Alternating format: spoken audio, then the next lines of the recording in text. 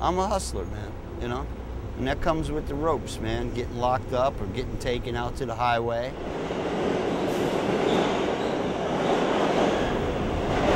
First, this part of New York, I mean, it's absolutely fabulous. New York wouldn't be New York without it.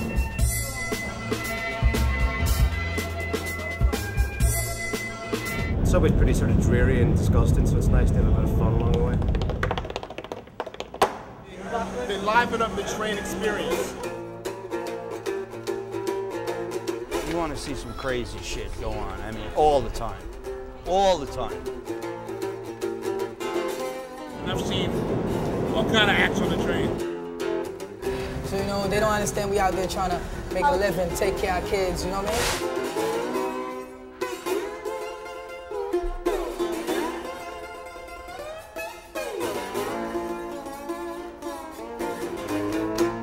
You got more self-employed people in the subway than you have in the whole world, man.